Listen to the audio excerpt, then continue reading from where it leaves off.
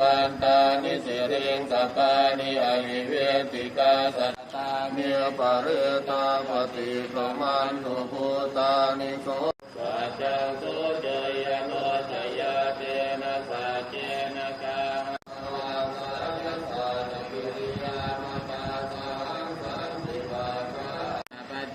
ธรรมะสหสังเกตเตมังหมะ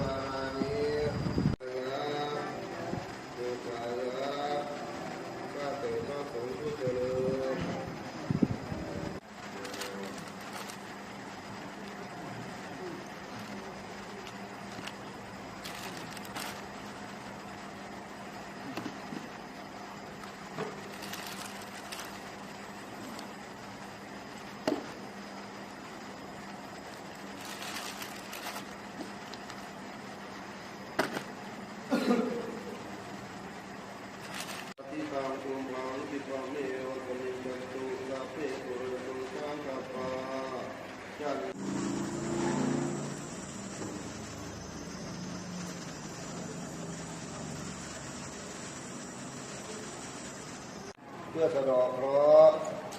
ต่อชะตาชีวิตของข้าพเจ้าในวันนี้ขอให้ข้าพเจ้าได้เจริญบันไดก้าวเข้ามาเลยบันไดก้าวเข้ามาเลยปัจจัยวางไว้บนไหนครับปัจจัยเป็นมือดอกไม้เลี้ยงเข้าองค์ปัจจัยวางไว้บนไหนครับปัจจัยเป็นมือดอกไม้เลี้ยงเข้าองค์ตาตาอธิษฐานอธิษฐานนี่นะดอกไม้เลี้ยงเข้าองค์ไปเลย